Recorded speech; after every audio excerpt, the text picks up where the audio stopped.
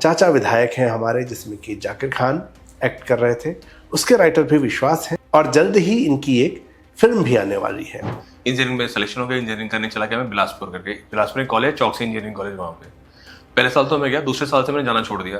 मुझे ऐसा था रोज जेल में जा रहा हूँ मैं, और ड्रेस कोड भी था, बहुत खराब लगता था मुझे। हमारे घर से मुझे लगता नहीं कोई खानदान से मेरे दिल्ली आया था उससे पहले, मैं पहला आदमी था। और वैसे आया भी ऐसे कि बस मैं आ गया। जैसे हम लोग कोर्स कंप्लीट किया इसका रेडियो का, रिसेशन आ गया, नौकरियाँ लगती, नौकरियाँ जा रही थी, हमारी क्या लगती।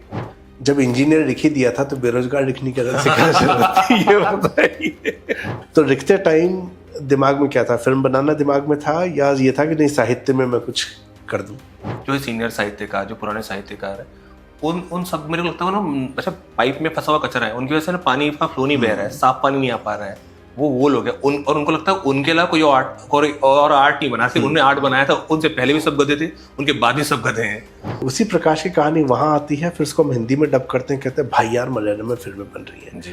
उनको कॉमर्स समझ में आ रहा है, मुंबई में कॉमर्स समझ नहीं आ रहा है। बाकी उनके बाद जो राइटर्स आते गए उन सबको बहुत फायदा हुआ। उससे पहले एक मूवी आई थी नौका डूबी, मुझे बहुत पहले, और वो नौका डूबी एक्चुअल में रविन्द्रनाथ टैगोर की कहानी थी। दिल्ली शहर, एक एनकाउंटर स्पेशलिस्ट मनचंदा जिसे अच्छा इंसान बनना है, एक बिल्डर गोस्वामी जिसे आजाद होना है। तो मार्केटिंग की लाइन है कि आप पहले टेंशन बिल्ड करते हैं और फिर आप लाइन डिलीवर करते हैं। तो मैं लिखते हुए सेम कोशिश करता हूँ, और जब सिनेमा भी मैं जब स्क्रीन पे लिख रहा हूँ तभी कोशिश करता हूँ कि ऐसा एक वो टेंशन बिल्ड हो, और मुझे इतना इंटरेस्टिंग लगता था पूरा वो एरिया, वो इलाका, एक जैसे घर, एक तरह की चीजें, और सब मतलब एकदम बिल्कुल चिपके से घर। ऐसा लगता है दोनों घरों को पता होगा एग्जैक्टली किस घर में क्या बना और क्या किस बात में लड़ाई चल रही है। तो घर में कब्जे करने का बेस्ट तरीका तो यही कि आपने घर को डिस्प्यूटेड बना दिया, अब उस घर को कोई खरीदेगा नहीं। और दिल्ली की गर्मियों में सड़क पे दो ही लोग दौड़ते हैं, एक तो कुत्ता और एक सेल्समैन। तो ये एक गन को, एक नॉन लिविंग आइटम को एक की कैरेक्टर की तरह से बना के दिखा देना, ये रिस्की काम नहीं है। दुनिया का सबसे डेमोक्रेटिक मीडियम है राइटिंग। अगर आपकी कहानी अच्छी है तो आपकी कहानी अच्छी है, आपका कुछ कोई नहीं रोक सकता, आपका घोड़ा चलेगा, आपका घोड़ा दौड़ेगा। ऑलरेडी वो सारी चीजें पिक करें, जो चीजें मैं ऐसे लिखी कि मुझे लगता नहीं कोई पिक करेगा, मतलब बस आएगा, लोग पास कर निकल जाएंगे। जाकिर और मैं ऐसे नहीं रहते जैसे कि हमारी बीवी को लगे हम दोनों दोस्त हैं, तो जाकिर मेरी बीवी की का असली सास है। एक आजकल बड़ा वायरल हो रहा है कि ऋचा नूत के एक शो में जाकिर खान ने कोई सवाल पूछ रहे हैं। अरे मुझे सबसे बुरा वही लगता है कि बगल में बैठा मुझे क्रॉप कर दिया उसने, मैं बगल में बैठा हूँ।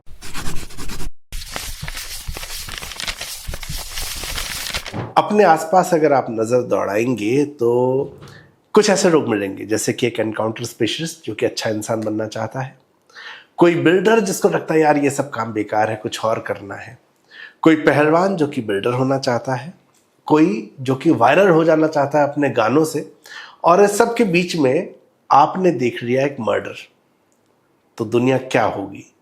नमस्ते, मेरा नाम है नवीन चौधरी और दैनिक जागरण के हिंदी हैं हम चैनल के बातें किताबें सेगमेंट में आज मैं एक ऐसे मर्डर मिस्ट्री की बात करने जा रहा हूँ, एक क्राइम थ्रिलर की बात करने जा रहा हूँ, जिसका नाम है बेरोजगार इंजीनियर और गूंगी गन का इंसाफ। किताब के लेखक हैं विश्वास शर्मा। विश्वास पहले रेडियो के साथ काम कर चुके हैं, शो प्रोड्यूसर थे वहाँ पर। उसके बाद उन्होंने वी चैनल के लिए, MTV के लिए कई शोज लिखे। साडाहक सीजन 2 उन्होंने लिखा है, कैसी है ये यारियाँ उन्होंने लिखा है, और हाल ही में एक बहुत ही शानदार शो था जिसको लोगों ने बहुत पसंद किया, चाचा विधायक हैं हमारे, जिसमें कि जाकिर खान एक्ट कर रहे थे। उसके राइटर भी विश्वास हैं और जल्द ही इनकी एक फिल्म भी आने वाली है।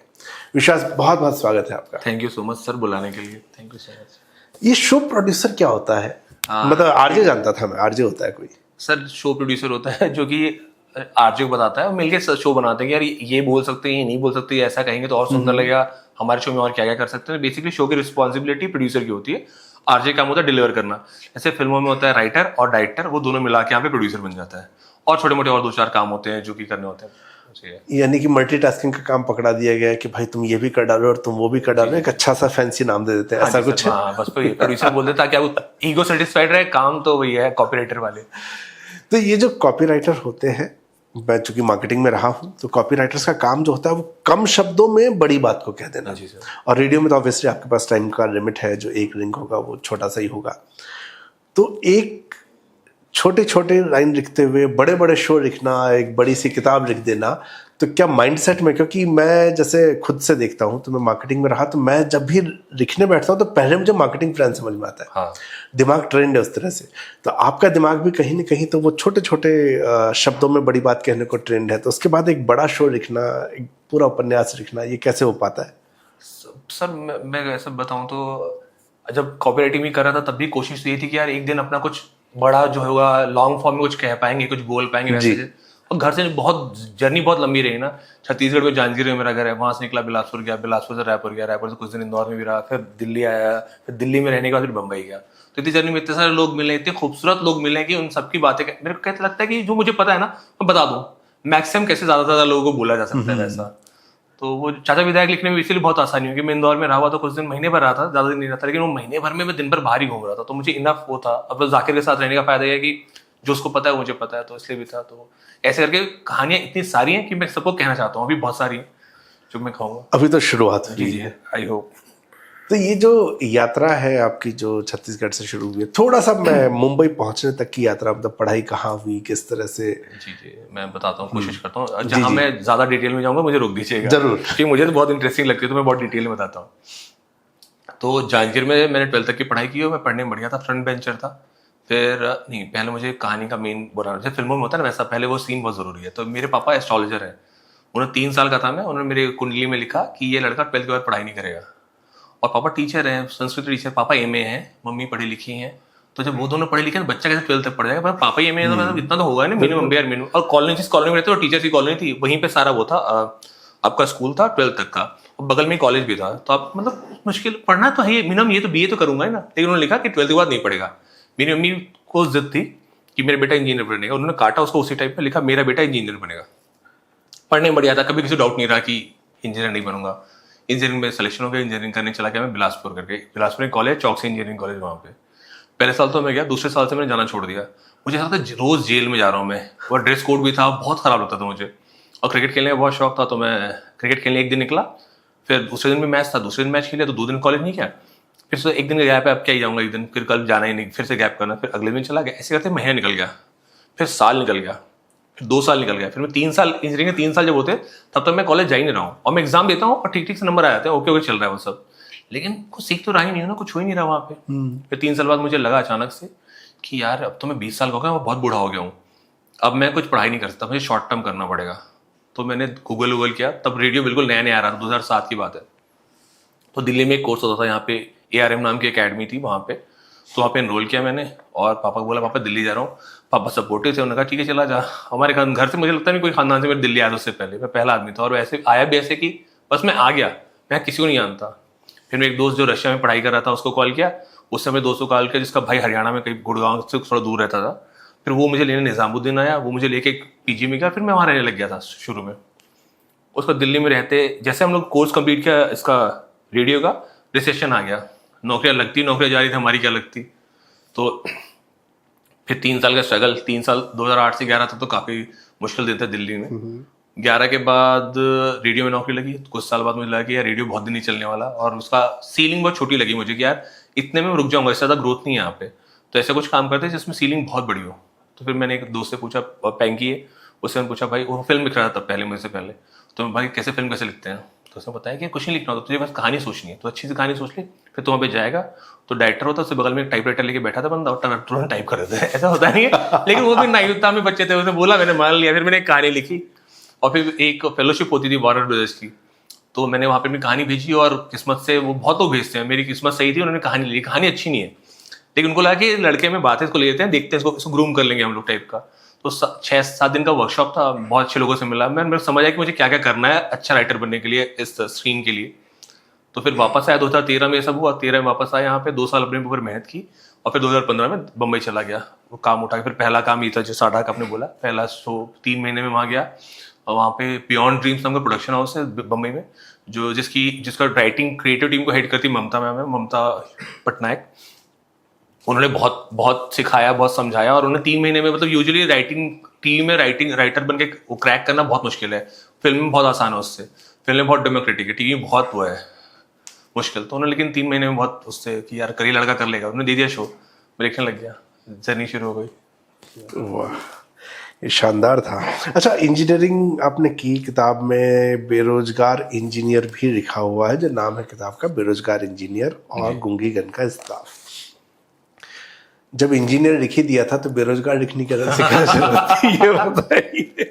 नहीं सर, वो मतलब जोक्स अपार्ट, वो ये है कि मैं कुछ भी लिखता हूँ तो मैं कोशिश करता हूँ नाम ऐसा लिखूं कि नाम से लोग समझ आए कि क्या पढ़ने वाले, वो महसूस हो जाएगी ऐसी ऐसी कहानी हुई कुछ। तो इससे दोनों है, बेरोजगार इंजीनियर है, एक गूंगी गन का इंसाफ है। अच्छा, एक आपका इंजीनियरिंग का जब अपनी स्टोरी बता रहे थे तो एक बहुत इंटरेस्टिंग, आपसे पहले भी कुछ इंजीनियर से मैंने यहाँ बात की है और मैं हर किसी से यही पूछता हूँ कि ऐसा क्यों होता है कि इंजीनियर जो है इंजीनियरिंग करने के बाद असल में कुछ और करने चला जाता है। वो राइटर बन जाएगा, वो गाना लिखना लग जाएगा, या वो जो है बिजनेस चला रहा है, कुछ भी करेगा, इंजीनियरिंग छोड़ के कुछ और कर रहा होता है। ऐसा क्यों होता है? सर ये मतलब हाँ, बेसिकली क्या है कि मुझे ऐसा लगता है मेरी कम समझ में कि इंजीनियरिंग करने का जो लोग इंजीनियरिंग करते हैं सर, वो आप तक नहीं पहुंचते, हम तक नहीं पहुंचते, यहाँ पे दिल्ली बम्बई नहीं आ रहे वो लोग छोटे से शहर में इंजीनियरिंग की। वो मेरे मतलब कि मेरे 90% दोस्त जो मेरे साथ इंजीनियरिंग करते थे वहीं कहीं प्लांट में नौकरी करते हैं, सही जीवन है, 50-60 हज़ार लाख रुपए सैलरी होगी, सारी जिंदगी वही करेंगे और रिटायर हो जाएंगे। हम लोग जो 10 लोग वहां से स्टेटक के इधर आते हैं जिन्होंने इंजीनियरिंग कंप्लीट नहीं किया कर ली, तो हम लोग यहाँ पे लोग पॉपुलर रहते हैं, यार ये इंजीनियरिंग किया उससे नहीं किया कुछ। IITian लोग हैं जो ज्यादा ऐसा करते हैं, ज्यादा फोड़ते हैं ऐसा, हम लोग कम, इंजीनियर थोड़े कम है हमारे वाले। अच्छा, ये जो किताब आई है, मैं आपको बताऊं, मैंने किताब ये पढ़ी और दिवाली का टाइम था जब मैंने इस किताब को पढ़ना शुरू किया। नॉर्मली मैं किताबें एक गो में पढ़ना पसंद करता हूँ।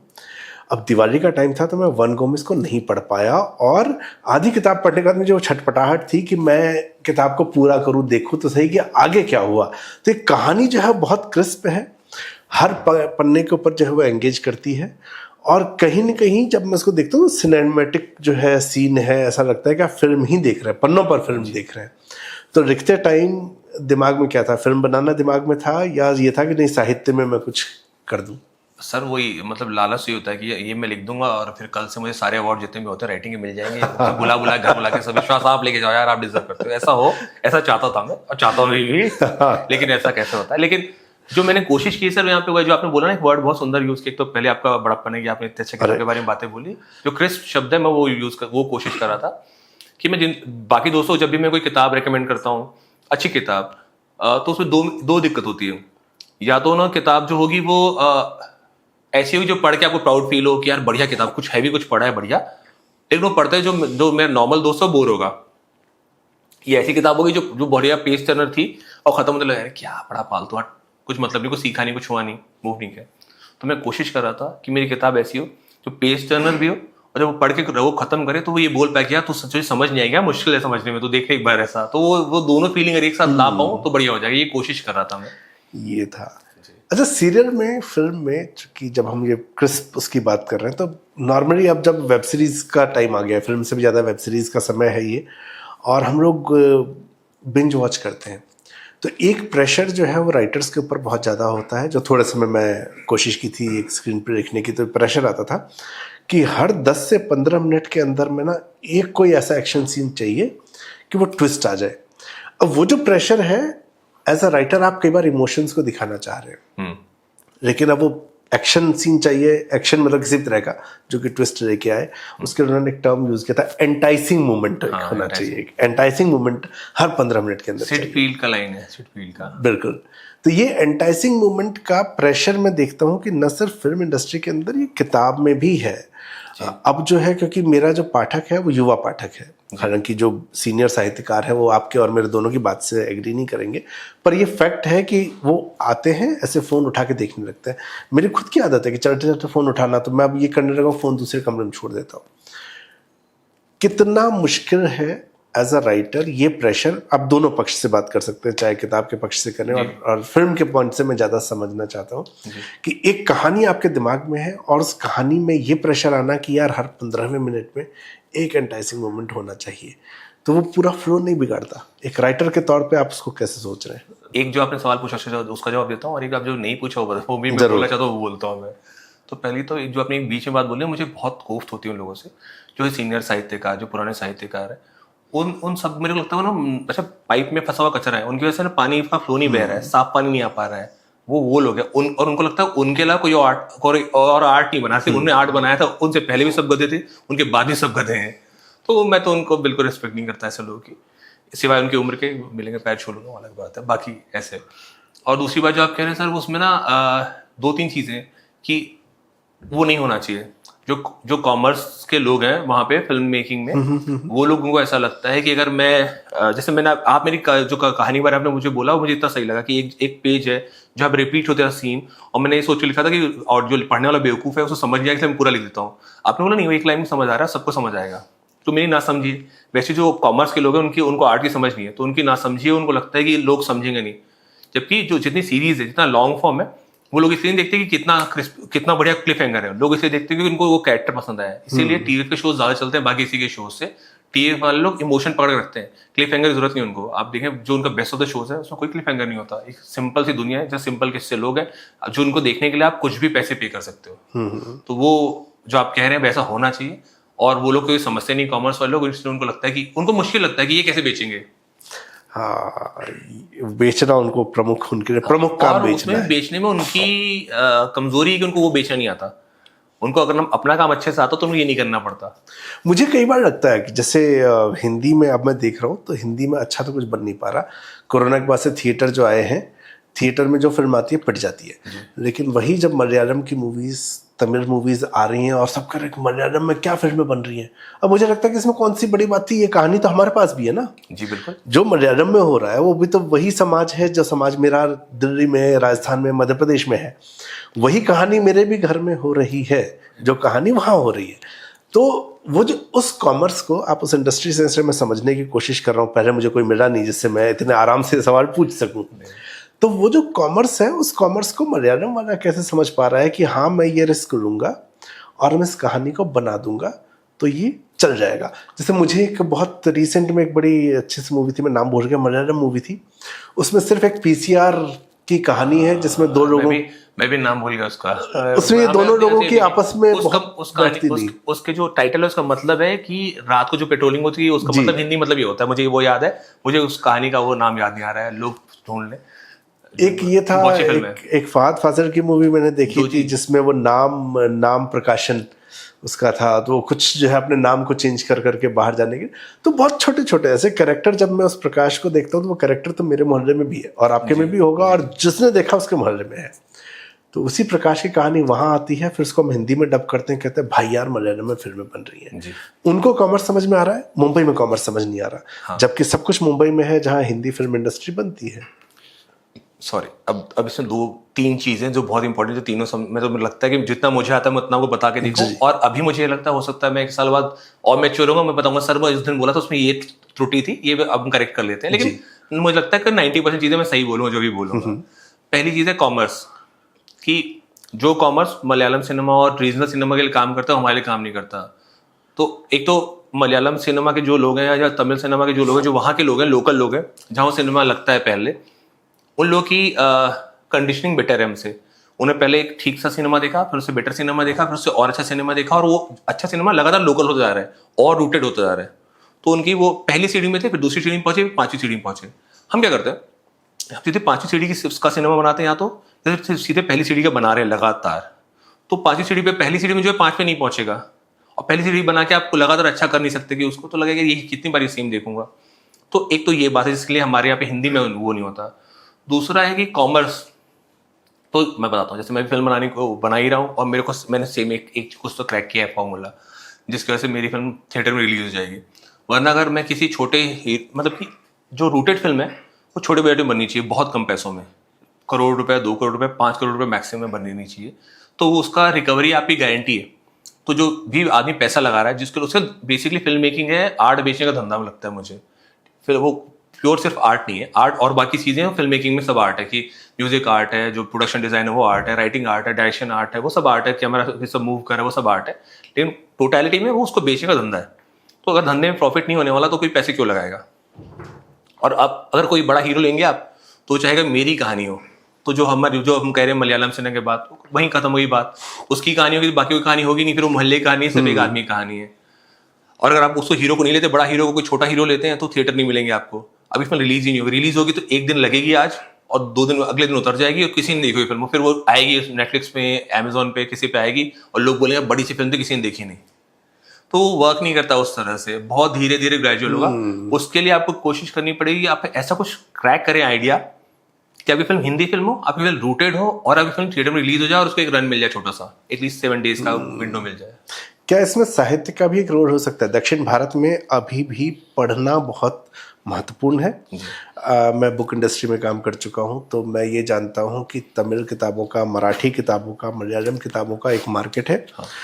एक डीसी बुक्स करके है केरला में, पब्लिकेशन हाउस है, और उन्होंने अपने बुक स्टोर खुले हुए 250 के आसपास उनके बुक स्टोर सिर्फ केरला में है, दुबई में खुले हुए हैं, और प्रॉफिटेबल है। वो बंदा सेलिब्रिटी है इंडस्ट्री में, पब्लिशिंग इंडस्ट्री में, उसको हर इवेंट में, हर लिटरेचर फेस्टिवल में बुलाया जाता है और वो डिसाइड करता है कि मैं जाऊंगा कि नहीं जाऊंगा। और ये सिर्फ मलयालम के बेस पे है वो आदमी।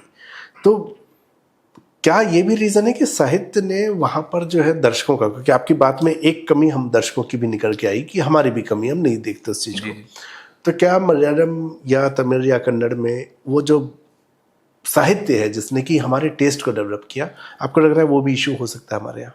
पहले तो सर सॉरी अगर मेरी बात से लगा कि दर्शकों की दिक्कत है कहीं पे भी, मैं बिल्कुल, मेरे को लगता है कि किसी पाठक या दर्शक की दिक्कत है। अगर दिक्कत है हमारी तरफ की दिक्कत है। जो हम पहले बात करें, जो हमारे बूढ़े थे ना, उनको जो लगा उन्होंने वो देते क्या उनको, उनके वालों ने ऐसा नहीं किया। आप उस सीढ़ी बनाओ ना, आपने ये बनाया। जैसे पिछले कुछ सालों में मुझे नहीं पता कि कितनी किताबें जो फटी, बेसिकली जैसे जिसको बहुत लोगों ने वाइडली पढ़ा हो, तो चेतन भगत ने एक टाइम में इंग्लिश किताब के साथ किया था कि वो सब बच्चा जिसको थोड़ी सी भी इंग्लिश आती है पढ़ लेता, उसको मैंने इंग्लिश नॉवल पढ़ लिया, और उसने एक नया पाठक वर्ग बनाया बहुत बड़ा, जिससे बाकी उनके बाद जो राइटर्स आते गए उन सबको बहुत फायदा हुआ। जो कि जिस थोड़ी देर जिनकी हम बात कर रहे थे, उन सबको इतना ज्यादा फायदा हुआ। ऑलरेडी ऑडियंस ही वो कितनी किताबें लिख लेंगे, एक आदमी 2 किताबें लिखेगा साल में, इनको पढ़नी तो 25 है ना, बाकी 20 किताब 22 किताबें कोई और लिखेगा। तो वैसा हमारे साथ बहुत कम होता है हिंदी में, कि अगर एक किताब बहुत चलेगी और एक किताब को सब लोग सपोर्ट करने से, जो आप मेरे साथ कर रहे हैं फिलहाल, इस तरह का अगर सब पूरी कम्युनिटी एक साथ एक किताब को सपोर्ट करेगी, वो किताब चल गई तो नए बहुत सारे लोग जोड़ेगी, अगली किताब को उसमें प्लस लोग मिलेंगे, फिर हम सब अगर उसके साथ करें तो वैसा होगा। लेकिन हिंदी में जैसा मैं देखता हूँ, एक रूम में अगर 2 के बाद राइटर तीसरा हुआ और 2 भी बैठे हो तो भी बुराई हो रही है किसी तीसरे राइटर की। इससे अच्छा सब लोग मिलकर साथ अगर आ जाए तो बहुत आसान है जीवन। बहुत मतलब बहुत सारी रोटियां सब खा सकते हैं, कोई किसी एक ही रोटी तोड़ तोड़ सब खा रहे हैं। राजस्थान का मैं ना अक्सर मैनेजमेंट कॉलेजेस में एग्जांपल देता हूँ। वहाँ एक न्यूज़पेपर बहुत पॉपुलर था, सबसे बड़ा अखबार था, और कंपटीशन में एक आपके मध्य प्रदेश का अखबार आया। आपका मध्य प्रदेश कह रहा हूँ क्योंकि पहले छत्तीसगढ़ भी मध्य प्रदेश ही था, हमारी मध्य प्रदेश। हाँ। तो जब वो आया तो लगा कि ये कंपटीशन है, लेकिन उसने अपने नए पाठक बनाए, और हुआ ये कि दोनों अखबार मिलकर आज जितना बेचते हैं, उन्होंने शायद सपना भी नहीं सोचा होगा कि एक स्टेट में वो इतना बेच पाएंगे, वो पूरे देश में उतना नहीं बेचते थे। तो मैं आपकी इस बात से पूरी तरह से सहमत हूँ। एक प्रश्न और है, क्योंकि हिंदी की हम बात कर रहे हैं तो थोड़ी सी बुराई कर लेते हैं। हम ये मानते हैं कि हिंदी किताबों में पैसा तो आता नहीं है जी। आपका ऑलरेडी फिल्मों के अंदर अच्छा नाम हो गया, वहाँ से अच्छा पैसा आ रहा है, फिर जो है किताब चली, एक फिल्म की बात थी, इसके बावजूद जब इतना हो गया था फिर किताब की जरूरत क्या थी? कई बार होता है कि सिर्फ वो एंट्री करने के लिए, जैसे मैं पहली किताब लिखता हूँ तो मैं आपके यहाँ जाऊँ तो मैं कहूँ कि देखो ये बुक मैंने लिखी हुई है, पर आपको तो वो जरूरत ही नहीं है, आपके पास तो दिखाने का अपना शो है। जी सर, ये मैंने किया हुआ है। 2-3 चीजें सर बहुत इंपॉर्टेंट है इसमें से। एक तो मैं जिस घर से आता हूँ, मेरे दादाजी थे, वो बहुत बड़े राइटर थे, उनकी बहुत कम किताबें पब्लिश हुई, लेकिन राइटर बहुत बड़े थे वो। उनके नाम पे वहाँ पे एक कल्चरल सेंटर भी है जहाँ जांजगीर में, शेषनाथ शर्मा जी, शील उनका पूरा तखल्लुस के साथ नाम है। तो वो उन्होंने अपने बाद अपने किसी बच्चे को आर्ट परस्यू नहीं करने दिया, उन्होंने आर्ट से पैसे नहीं कमाए थे, क्योंकि उनके सारे बच्चे, जिसमें मेरे पापा भी शामिल, उनको तो वही लगता है कि राइटर तो वही है जिसने किताब लिखी है। तो उनका बहुत दिन से मुझे बहुत प्रेशर था कि मैं किताब लिखूं। एक बात ये थी। दूसरी बात कि मेरे आसपास जो दोस्त है सब लोग किताबें लिख रहे थे, और मैं देख रहा था कि कितना अच्छा है लिखना, कितना बेहतर प्रोसेस और कितना फ्रीडम है। जनरली जो मैं सबको बोलता हूँ कि फिल्मों में जब कोई कहता है कि हमारी फिल्म में आर्ट कम है या आर्ट नहीं बना रहे, हम लोग ऐसी फिल्म बनाते हैं, तो मैं बोला वो फिल्में बनाना फुल कॉमर्स है भाई। अगर आपको आर्ट बनाना है हमारे यहाँ पे तो आप किताब लिखो या फिर आप पेंटिंग बनाओ, और आपकी किताब थोड़ी अच्छी होगी तो कोई पब्लिश कर देगा, नहीं तो अपना पढ़ना खुद ही, दोस्तों भेजना कि मैंने लिख लिया भाई, भेज लिया, या पेंटिंग घर में अपनी दीवार में लगा लेना कि मैंने पेंटिंग बनाई है। तो ये वह जहाँ बहुत फ्रीडम है, मैं जो चाहूँ कर सकता हूँ। फिर मैंने कोशिश की कि जो पढ़ने वाला है उसके टाइम की कीमत समझो, उस तरह से लिखूं। कुछ और भी मैं बहुत फैल सकता था, मैं 80 पेज और लिख सकता था, लेकिन मैंने वो क्रिस्प किया कि वो इसी की पढ़ने के लिए ईजी, क्योंकि मेरी पहली किताब भी है। थोड़े दिन बाद अगर मेरा एक पाठक वर्ग बन जाएगा तो मैं कोशिश करूंगा कि थोड़ा और बेटर लिख पाऊँ, थोड़ा ज़्यादा डीप में लिख पाऊँ, और स्पून फीडिंग ना करूँ, जैसे इसमें मैंने बहुत बार की है। वैसे नहीं, क्रिस्प तो आप रहे। ये तो मैं कह रहा हूँ कि दिवाली में, मतलब मैं ये जानने को वो था कि यार कब घर के काम खत्म हो तो मैं देखूं कि अरे और आगे क्या हुआ इसके बाद कहानी में। शायद के अपन आपने जो बात करी, मुझे अभी वो ध्यान है, एक मूवी आई थी बड़ी पॉपुलर हुई, लापता लेडीज जी। उससे पहले एक मूवी आई थी नौका डूबी, मुझे वो बहुत पता है। पहले, और वो नौका डूबी एक्चुअल में रविन्द्रनाथ टैगोर की कहानी थी। जी तो उस टैगोर की कहानी पर वो फिल्म बनी थी बंगाली में, जिसका बाद में हिंदी हाँ, दूरदर्शन देखी थी मैंने वैसी कुछ डब एक भी। फिल्म है। हाँ। जी जी, उस समय ये पहले की पुरानी बनी हुई फिल्म है, और उसी कॉन्सेप्ट पे लापता लेडीज बनी थी। तो वो मुझे आपकी बात सुनते हुए मैं बस ये बात कहना चाह रहा था, मुझे जब आपने कहा ना स्टेप क्रिएट हाँ, करते step by हैं, step, sir। तो मुझे उससे वो बस बात याद आ गई। उससे मैं कहना नहीं चाहता, मैंने कहा आज मैं भी मौका मिलता है कुछ तो बता दो कि थोड़ा बहुत तो मैं भी पढ़े रहता हूँ। अच्छा, मैं एक इसके पीछे से कुछ पहले अपने दर्शकों के लिए पढ़ता हूँ। मैंने शुरू में थोड़ी सी बात कही थी इंट्रोडक्शन देते हुए, अब मैं उसको ठीक से पढ़ता हूँ।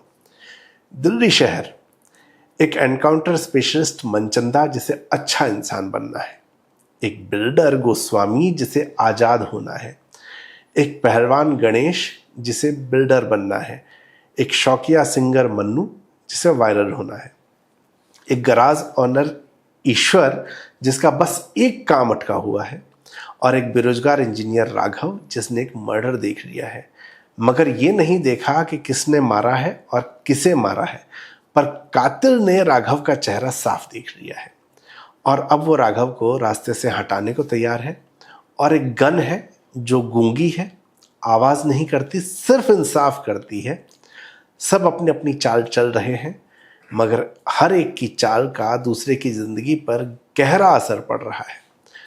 सब खुशियों से बस एक हाथ के फासले पर है, किसे खुशियां मिलेंगी या किसी को खुशियां मिलेंगी। ये इस किताब का संक्षिप्त सा सिनॉप्सिस है। इसमें इतने सारे कैरेक्टर हैं, आप सुनते हैं तो लगता है कि क्या इतनी किताब में इतने सारे कैरेक्टर हम समझ पाएंगे। तो ये जिस तरीके से आपने बिल्ड किया, हर कैरेक्टर याद रह जाता है। ये सबसे एक तो खूबसूरत, मैं इसकी आपकी तारीफ करूंगा कि इतने कैरेक्टर इस किताब में, मतलब 500 पन्ने की किताब होती तो मैं समझता कि आप उसको दे रहे हैं जगह। कम पेजेस के अंदर हर कैरेक्टर हर चैप्टर के साथ वो दिमाग पे छपता चला जाता है, और ऐसा नहीं हुआ कि कोई भी कैरेक्टर आया और आके बस चला गया है। हर कैरेक्टर अपनी एक विशेषता के साथ उसका एक कैरेक्टर स्केच बिल्ड हुआ है। तो ये कैरेक्टर स्केच जो बिल्ड किया पूरा का पूरा, ये कहाँ से बिल्ड हुआ? आसपास लोग देखे, या पूरी तरह फिक्शन है या सेमी फिक्शन है?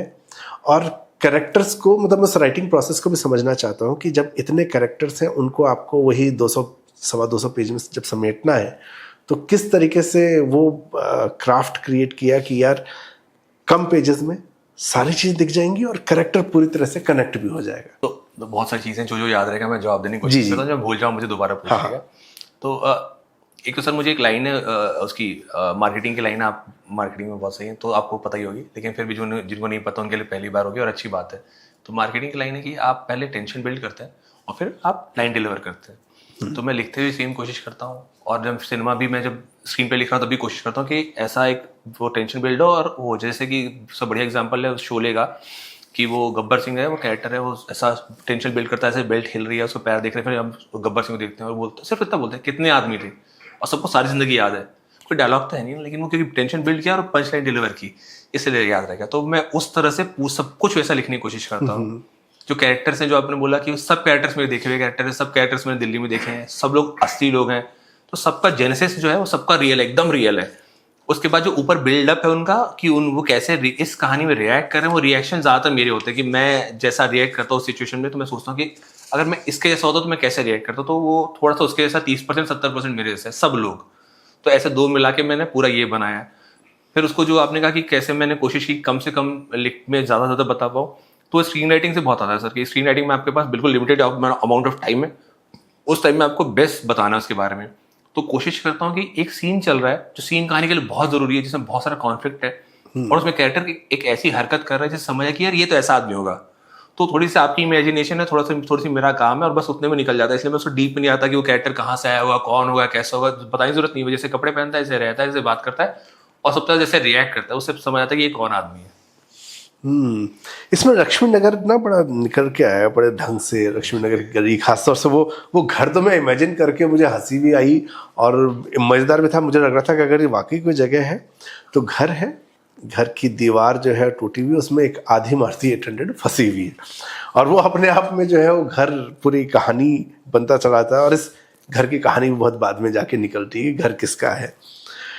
तो लक्ष्मी नगर में रहना हुआ था जब आए थे या कहीं और रहते नहीं थे? सर, मैं ना मैं हॉस्टस विलेज में रहता था पहले। हाँ। फिर मैं जंगपुर एक्सटेंशन में रहता था आखिरी आखिरी में। ठीक है, लक्ष्मी नगर में ना मैं कुछ टाइम तक एडिटिंग का एक कोर्स कर रहा था, फिल्म एडिटिंग का। एक लड़का था, वो भी मतलब ऐसे ही रैंडम था, मतलब उसको भी पता नहीं कितना काम आ रहा था, लेकिन मुझसे ज़्यादा था तो मुझे सिखा रहा था वो, थोड़े से पैसे लेके ट्यूशन जैसा। मुझे इतना इंटरेस्टिंग लगता था, पूरा वो एरिया, वो इलाका, एक जैसे घर, एक तरह की चीज़ें, और सब मतलब एकदम बिल्कुल चिपके चिपके से घर। ऐसा लगता है दोनों घरों को पता होगा एग्जैक्टली किस घर में क्या बना और क्या किस बात में लड़ाई चल रही है। तो मुझे बहुत इंटरेस्टिंग लगा था, इसलिए मैंने वो सेम दुनिया ली। और वो जो उसका जो कार वाला पार्ट वैसा है कि पिछले कुछ टाइम से जितना मैं बहुत फॉलो करता हूँ क्राइम स्टोरीज यहाँ की दिल्ली की, तो ज़्यादातर क्राइम्स इसलिए हो रहे हैं कि वो घर में कब्जे के लिए। तो घर में कब्जे करने का बेस्ट तरीका तो यही कि आपने घर को डिस्प्यूटेड बना दिया, अब उस घर को कोई खरीदेगा नहीं, और उसका दीवानी बोलते हैं, फौजदारी बोलते हैं, जो भी बोलते हैं, उसका केस जो होता है प्रॉपर्टी का केस, वो बहुत साल चलता है, 30 साल 40 साल। तो बड़े आराम से लोग कॉम्प्रोमाइज कर लेते हैं कि ठीक है यार, करो, जो पैसे मिल रहे हैं लिए, कोई भाग जाओ। तो इसलिए वो दीवानी मुकदमा होता है। अगर क्राइम हो गया तो फौजदारी हो जाएगा, अदरवाइज दीवानी मुकदमा है। लक्ष्मी नगर में ना एक मकान मालिकों की ठसक अलग ही है। मैं प्रीत विहार रहता था और सिर्फ लक्ष्मी नगर के मकान मालिकों से बचने के लिए, क्योंकि समर ट्रेनिंग के टाइम में कुछ समय के लिए मैं कटवारिया सराय में था। भाई साहब, इधर के जो जाट गुजरों का अपना दबदबा, जमीनें उनकी, घर उनके, और वो मकान मालिक की ठसक अलग है। बैठा खाट पे, उसकी ठसक होगा तो किसी कॉर्पोरेट में तेरी की तरह। तो ये हौज खास जंगपुरा के मकान मालिक बनाम लक्ष्मी नगर का कोई फर्क दिखा? नहीं। तो हौज खास विलेज जहाँ हम रहते थे, वहाँ मकीसुद्दीन अंकल है, उनकी बिल्डिंग थी जहाँ हम रहते थे। और वो ऐसे कि हमारे से बगल वाला जो लड़का रहता, राहुल नाम था, राहुल भाई सॉरी, तो राहुल ने कुछ महीने किराया दिया था। तो मकीसुद्दीन अंकल बाहर बोले थे, इससे पैसे पूसे नहीं लूंगा, टांगे तोड़ दूंगा साड़े की। तो ढूंढ रहे थे तो टांगे तोड़ दे। और सेम उसमें हमारे साथ कि पता नहीं हमें क्या सुर्ख आपके पर लगे थे, क्या था। हमको आगे बोले, बेटा पैसे हैं, नहीं हो तो मत लेना, पैसे 2-3 महीने को चलेगा, मेरे कोई दिक्कत नहीं है, कुछ कोई दिक्कत तो बताना। तो हमको पर दुनिया इतनी मेहरबान मिली हम लोग को बहुत टाइम से, और इतने सारे लोग, हम कभी हमारे मुंह से आप नहीं सुनेंगे हम दुनिया को बुराई करें कि लोग ऐसे हैं। बहुत अच्छे लोग मिले हमको। तो वो सेम अंकल जो उसके लिए इतने बुरे, हमारे लिए बहुत मेहरबान की, कर ले बेटा जो करना है, सब तेरा है। ऐसा मुझे तो कटवारिया में मिल रहे थे, वो इस बात से नाराज हो जाते थे क्योंकि समर ट्रेनिंग समर में होती थी। तो सुबह तो मैं नहा के जा रहा हूँ, आने के बाद भाई वो दिन भर दौड़ाते थे। गर्मियों के टाइम में दिल्ली की सड़क पे, वो मेरे सीनियर्स कहा करते थे, दिल्ली की गर्मियों में सड़क पे 2 ही लोग दौड़ते हैं, एक तो कुत्ता और एक सेल्समैन। तो कुत्ते के साथ हम लोग भी दौड़ रहे होते थे उस समय में।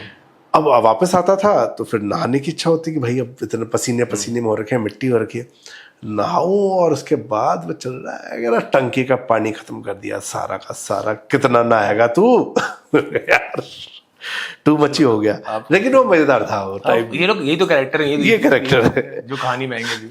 तो कैरेक्टर में इस किताब में मैंने जितने नाम दिए, वो नाम असल में कैरेक्टर है ही नहीं, वो तो साइड के हैं रोल। मनचंदा हो, चाहे गोस्वामी हो, गणेश हो। इस किताब का जो असल कैरेक्टर है वो गूंगी गन। और जैसा कहा गया कि गूंगी गन इंसाफ करती है, वो एक्शन में इंसाफ करती है, चलती वही है जहां उसको चलना है, नहीं तो नहीं चलेगी। ये बहुत इंटरेस्टिंग था।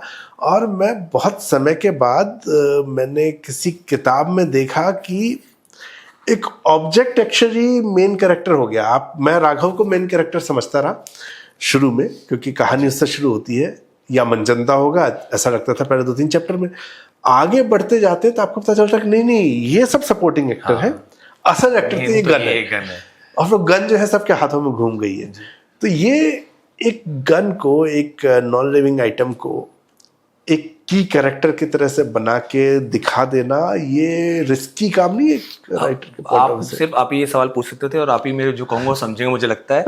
उसमें ज्यादा रिस्क ये है कि उसको मैं चाबी ऐसा यूज ना कर दूं कि जहां मेरी प्रॉब्लम सॉल्व नहीं, कहानी की मैंने गूंगी गन ले आया और मैं सॉल्व कर दिया। तो सबसे बड़ा रिस्क ये था कि मुझे वो नहीं करना है, ऐसा लगे ना कि मैं ये कर रहा हूँ, और वो मैंने कोशिश की कि वो बिल्कुल भी ना हो।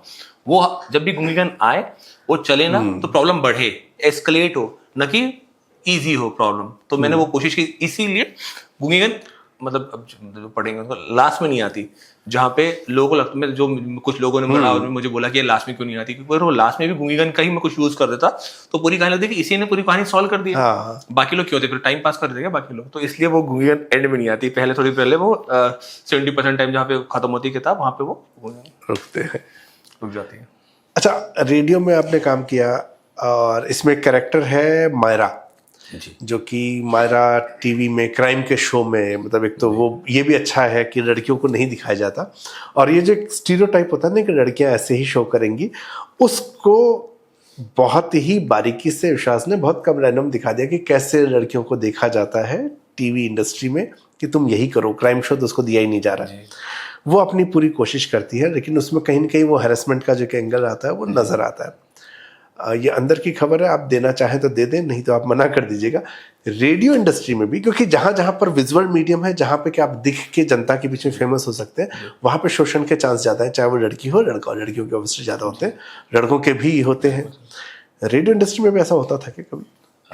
सर रेडियो टीवी, टीवी मतलब TV proper TV, radio TV ऐसी जगह है जहाँ पे लड़कियां ज़्यादा है, नंबर भी ज़्यादा है। तो ऐसा नहीं कि नहीं होता होगा तब भी कोई ना कोई होगा जो सुपर बॉस, जो कि वो मेल होगा, जिसको लगता हो कि अब मैं सुपर बॉस बन चुका हूँ तो मुझे वो सब मिलना चाहिए जो मुझे कभी नहीं मिला। तो उस तरह से वो जो साहूकार वाली हरकत करते हैं, कोई करते होंगे। लेकिन सबसे ज्यादा डेमोक्रेटिक लड़कियों के लिए बेटर मीडियम रेडियो और टीवी है, जहाँ बहुत ज्यादा नंबर है। टीवी में तो मुझे लगता है कि 90 और 10 का रेशियो है लड़की और लड़कों का, तो टीवी बहुत सही है, बहुत सारी फीमेल्स हैं। तो वहां भी घटनाएं होती थी, मुझे पता है क्योंकि टीवी में काम करता था, लेकिन बहुत कम है। बाकी सब जगह इवन मतलब स्कूलों में, कॉलेजेस में, सरकारी ऑफिस में ज्यादा है, तो बेटर है। होता है। इवन पब्लिशिंग इंडस्ट्री के अंदर भी लड़कियां ज़्यादा हैं। और उसका लेकिन एक बहुत इंटरेस्टिंग फैक्ट है, जो ये क्राइम वाली आपने यहाँ बात रखी ना, तो क्राइम शो नहीं, सो कहते हैं हेल्थ फिटनेस कर लो, तुम ऐसी ड्रेस पहन के शो कर लो। पब्लिशिंग इंडस्ट्री में मैंने काम किया, और वहाँ पे मतलब एक कंपनी तो ऐसी थी, पेंगुइन का वो सिस्टर कंसर्न है, डार्लिंग इंडस्ट्री, वो लोग एनसाइक्लोपीडिया पब्लिश करते हैं। 300 का स्टाफ था, 6 पुरुष थे। 6 पुरुष में एक मैं और एक आईटी हेड, ये 2 ही थे जो सीनियर थे, और आईटी हेड के नीचे 2 और जूनियर थे, और बाकी का जो था वो क्लीनिंग का स्टाफ था।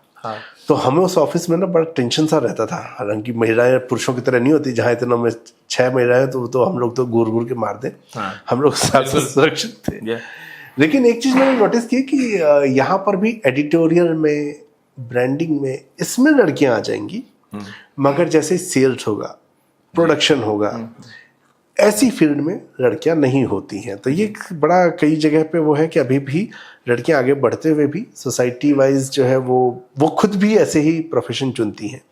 यही चीज़ क्या राइटिंग में भी मुंबई फिल्म इंडस्ट्री में जब आप कर रहे हैं, क्योंकि राइटर्स जब मुझे भी याद आते हैं तो मुझे आप कहें तो मुझे भिड़ते ही नाम ही याद नहीं आता किसी महिला का। मार्केटिंग में एक टर्म है टॉप ऑफ माइंड रिकॉल, मुझे पहला नाम सलीम जावेद याद आ जाएगा, उसके बाद में सेकंड सोचूंगा तो भी मुझे पुरुष आएगा, तीसरा भी, शायद 7वें 8वें नंबर पर जाकर मुझे ध्यान आएगा नहीं लड़की भी तो लिखती है। सर बहुत मतलब 2-3 चीज़ें मुझे ऐसा लगता है जैसे कॉम्बिनेशन है कि लड़कियां कम राइटिंग में दिखती हैं। पहले तो मुझे लगता है पहली बात जो सही है, अच्छी बात है, वो है कि दुनिया का सबसे डेमोक्रेटिक मीडियम है राइटिंग। अगर आपकी कहानी अच्छी है तो आपकी कहानी अच्छी है, आपका कुछ कोई नहीं रोक सकता, आपका घोड़ा चलेगा, आपका घोड़ा दौड़ेगा, तो आपने अच्छी कहानी लिखी तो एक वो हो गई। दूसरी बात है कि हमारे यहाँ पे क्यों नहीं है लड़कियाँ, तो अगर हम दोनों बैठ के याद करें तो हम 20 से ज़्यादा नाम ही लिख पाएंगे जो हिंदी फिल्म राइटर है। हाँ, मेल फीमेल दोनों मिला के, तो जब वही कम है तो ये कैसे ज्यादा हो जाएंगे? नंबर में वही बहुत कम है। उसके अलावा भी मतलब और बहुत सारे कारक हैं जिसकी वजह से कि फीमेल राइटर्स वहां तक कम पहुंचती हैं। कि जैसे मैं जैसे वो एक जोक है, मुझे बड़ा अच्छा लगता है जोक, जो हम लोग बोलते हैं, एक आदमी है जो बोला है मैं तो फेमिनिस्ट हूँ भाई, मैंने अपनी बेटी को पढ़ाया है। इस जोक में कितना दिक्कत है, ठीक है, बहुत सारी दिक्कत है ना। तो वैसा ही है। तो हमारे घर के लोग, जो मेरे घर के लोग मालिक, मेरे पापा, किसी और की बात क्या करो, और वो मेरी दीदी को बेस्ट भी पढ़ाना चाहेंगे तो भी उनका बेटी को इतना पढ़ाएंगे, बेटी को हमने बहुत पढ़ाया, बेटी को आज़ादी दी है। और जब भी बेटी कहेगी मैं बम्बई जा रही हूँ लिखने, तो मेरे बाप कहेंगे मत जा यार बेटा, कुछ और कर। तो हो सकता है कि मेरी बहन माने, हो सकता है मेरी बहन ना माने, लेकिन उसने उन पापा ने मना किया। मैं कहूँगा पापा बम्बई जा रहा हूँ, कहाँ रहेगा? तो वो सब होते होते टाइम लगेगा, लेकिन हो रहा है, सब सही रास्ते पे, मुझे ऐसा लगता है हो जाएगा। अच्छा, एक किताब में लाइन है एक कैरेक्टर के बारे में, मनचंदा बचपन से जानता था अच्छे बने रहने की कीमत चुकानी होती है, इसलिए वो बुरा आदमी बनना चाहता था, मगर वक्त बेवक्त अच्छाई उसे अपनी ओर खींचती और वो भटक जाता। ये जो है बुरा आदमी बनने की कहानी, अक्सर हम लोगों को दिखता है कि जो सफल है उनकी कुछ न कुछ बुराई नजर आती है। हाँ। इस दुनिया में सरवाइव करने के लिए जो आपका जितना भी जीवन का अनुभव है उसके आधार पर, क्या बुरा आदमी बनना ही ऑप्शन है? सर मेरा बहुत सही, मेरे को लगता है कि इस पे मेरा जो व्यू है बहुत सही व्यू है। हाँ। तो मेरे को दुनिया में 3 तले हैं, एक सबसे नीचे का तला, फिर एक बिल्कुल जो बीच बोलते हैं, और एक टॉप का तला। तो इस नीचे वाले तले से आपको ऊपर आने के लिए बुरा बनना बहुत ज़रूरी है। यहाँ से यहाँ तक बहुत गाद है, बहुत वो है, दिक्कत, यहाँ पे आप पहुंच जाएंगे, बुरा आदमी, सब बुरे आदमी यहाँ पे है।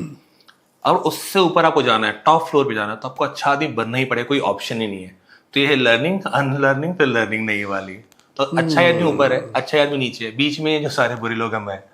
ये बहुत सुंदर आंसर है। मतलब अब मैं मनचंदा के कैरेक्टर को समझ पा रहा हूँ, क्योंकि कहाँ वो बुराई से शुरू होता है कहाँ चाहिए पर अच्छा होना चाहता है।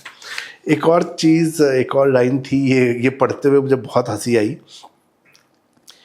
इंजीनियरिंग करने के बाद जब राघव बेरोजगार हुआ था, तब उसने पता किया दिल्ली में रहने की दूसरी सबसे सस्ती व्यवस्था बरसाती ही है। आप क्या सोच रहे हैं, पहली कौन सी जगह होगी आपके हिसाब से? मैंने सोचा था, वो आंसर यहाँ आगे है। दिल्ली में फुटपाथ पे रहना काफ़ी महंगा पड़ता है। दिल्ली में रहने की सबसे सस्ती जगह दिल्ली जेल ही है। मेरे दिमाग में फुटपाथ था आंसर, और आपकी किताब पढ़ के मुझे पता चलता है कि नहीं यार, फुटपाथ जो है बरसाती में रहने से ज़्यादा महंगा है। तो मुझे बहुत बहुत देर तक इस पर हंसी आई कि मैंने कहा यार, ये मतलब ऐसी चीज़ थी जो मैंने सोची नहीं, और ये ऐसा सटायर है, इतना ज़बरदस्त सटायर था ये, क्योंकि इसको मैं सिर्फ पैसे की दृष्टि से नहीं देख रहा। हम एक वो इंसिडेंट भी देखते हैं जहाँ पर फुटपाथ पर गाड़ियाँ चढ़ जाती हैं, लोग मर जाते हैं और उनकी जान की कीमत नहीं रहती। इससे महंगा क्या होगा? और सबसे विवाद सा रेप्स, उनके वहां उठा के रेप हो रहे हैं और कोई कंप्लेंट कुछ नहीं है, बहुत खराब है। उनकी कोई सुनता नहीं है, और जो पैसे उनको देने पड़ते हैं पुलिस को, वो तो देने ही पड़ते हैं। तो महंगा कई रूप में है। तो मुझे वो हंसी जो है कई कारणों से आई। एक तो ह्यूमर पहले लगा, फिर बाद में जब मैं उसको सोचने लगा, ये लाइन पढ़ने के बाद एक्शन में जो होता है ना, जहाँ से मुझे लगा कि यार ये राइटर ने कुछ इसमें आगे कमाल किया होगा पक्के से, और मैं यहाँ से पढ़ने लगा। ऑलरेडी वो सारी चीजें पिक करें, जो चीजें मैं ऐसे लिखी कि मुझे लगता नहीं कोई पिक करेगा, मतलब बस आएगा, लोग पास कर निकल जाएंगे। तो आपने वो सब पिक किया, जो मैंने गलती किया आपने बिल्कुल पकड़ किया, रिपीट किया, जरूरत नहीं थी। आप इतना बढ़िया पढ़े हैं, आपने पढ़ा है। तो मैं ये जानना चाहता हूँ कि ये सब जो लिखा गया है, ये कॉमेडी का एक असर है कि हाँ, एक कॉमेडी ऐसी लाइन आए, या विश्वास शर्मा की नज़र दुनिया को इस रूप में देखती है? मैं सर, मैं और हम इसलिए बोलता हूँ बार बार कि मैं जाकिर, हम दोनों, हम लोग सिर्फ यही बातें करते हैं। मतलब लोगों को लगता होगा कि उसको, कि वो कॉमेडियन है, दिन भर फनी बातें करता होगा वो। हम लोग बहुत सीरियस बातें करते हैं। हम लोग सिर्फ ये डिस्कस करते हैं कि क्या हो रहा है, क्या होना चाहिए, कैसे हो रहा है। इस तरह की बातों के बीच में हम लोग ये सब यही डिस्कस कर रहे होते हैं। हम लोग की फिलॉसफी मुझे लगता है बहुत सही है। तो फिलॉसफी तो मुझे लगता है कि, और जो मुझे कहना है बात, वो यही बात है, मैं ये बताना चाहता हूँ, ये बताना चाहता हूँ। अब उसको बताने का तरीका क्या है? अगर मैं जैसे भी वो चीज़ भारी करता हूँ तो लोग लगे कि ज्ञान देने वाला तू कौन होता है भाई, तू क्यों बोल रहा है ना। और इन कहानियों में तो बिल्कुल नहीं कर सकता मैं, ये वो वाली कहानियां जिसमें मैं ज्ञान दूं। तो मैं कोशिश करता हूँ कि फनी रखूं, ऐसा लगे लोगों को कि मैंने जोक सुनाया है, और उनको बाद में जब कहीं पे दोबारा देखेंगे तो उनको रियलाइज होगा कि अरे इसने ये बोला था ना, ये ऐसा हो रहा है। तो वो ऐसा है कि आपको 10 साल बाद, 2 साल बाद, 3 साल बाद पढ़ने के लगेगा, हाँ उसने जो कहा था सब बातें ऐसी सी होती है। तो ये कोशिश मैंने की, जितना कामयाब होगा पाऊंगा। जाकिर खान का बार बार जिक्र आ रहा है। जाकिर खान, जिनको कि आपने कॉमेडी में देखा है, आप सब जानते हैं, उनके साथ कहाँ से दोस्ती शुरू हुई, कब से हुई? वो सर जब मैं बताया ARM में मैं यहाँ पे आया, अच्छा यार, हाँ उसमें तो आए, तो मैं पहले आ गया तो 20 दिन पहले, और 20 दिन बाद आया। और उसने जहाँ पे घर लिया वो घर ज़्यादा बेटर लोकेशन पे था, सेम हॉस्कस में था, हॉस्कस में हमारी अकेडमी थी।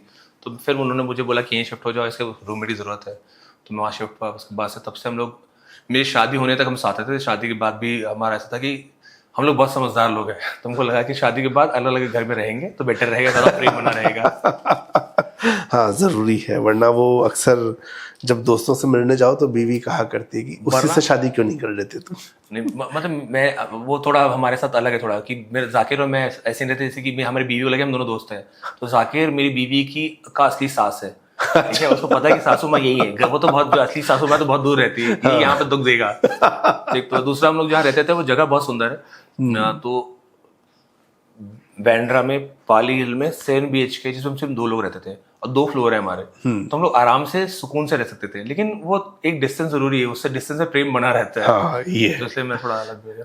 तो जो शुरुआती शो थे, क्योंकि एक आजकल बड़ा वायरल हो रहा है कि ऋचा नृत्य के एक शो में जाकिर खान ने कोई सवाल पूछ रहे हैं। अरे मुझे सबसे बुरा वही लगता है कि बगल में बैठा, मुझे क्रॉप कर दिया उसने एडिटर ने। मैं बगल में बैठा हूँ, मेरी सिर्फ मतलब मुझे दिखा भाई क्या कर रहा है ये। और ऋचा जी को मैंने ही बोला था, वो आप ढूंढिएगा मिल जाए करके। अच्छा, तो मैंने बताया उनको, कहीं पता रहेगा कि जाकिर आया था, वहां बैठ के गया है। तो हम दोनों, ये एकेडमी वाले भेजते थे कि आप देख क्या प्रोडक्शन कैसा होता है। तो हम लोग गए थे वहां पे, और वहां पे क्या बोलते थे लोग, फूड खाना मिलता था, तो कुछ तो बोलते थे वो मिलता है, मुझे नाम भूल गया उसका, तो हम बोलता था वहां जाके फ्री में खाना मिले, और जैसी गरीबी थी एक टाइम में खाना फ्री मिल रहा है और क्या चाहिए। और उनकी कैब आती थी, हमें उठा के लेके जाती थी, वहां बिठाती थी, खाना खिलाती थी, हम ये देखते थे। तो एक शो में ये हो रहा था, और उसको हमेशा था जाकिर को मुझे फेमस होना है। उसने मुझे बोला था 2010 में, बोला था करीब, जब हम बेरोजगार थे, कुछ भी नहीं था, उसने कहा कि यार कुछ भी नहीं होगा लाइफ में ना, तो कोई कंट्रोवर्सी करके मैं बिग बॉस चला जाऊंगा और फेमस होगा, फेमस मुझे होना है।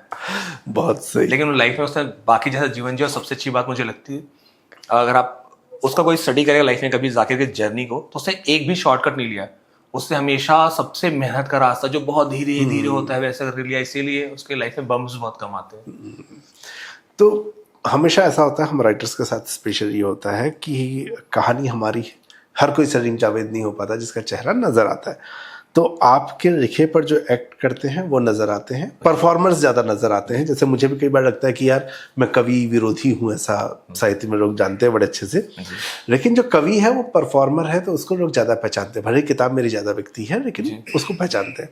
तो फेमस होने की इच्छा है तो लगता है कि यार हम भी परफॉर्मिंग आर्ट्स में जाते हैं। तो आपको कभी नहीं लगता जब एक दोस्त है साथ में, आप लिख रहे हैं, वो परफॉर्म कर रहा है, तो जाहिर सी बात है कि उसको पहचान रहे हैं और उसमें से कुछ तो आपका लिखा हुआ है जिस पर परफॉर्मेंस हुई है, तो आपको लगता है कि मैं भी कभी परफॉर्मिंग आर्ट्स की तरफ आ जाऊं?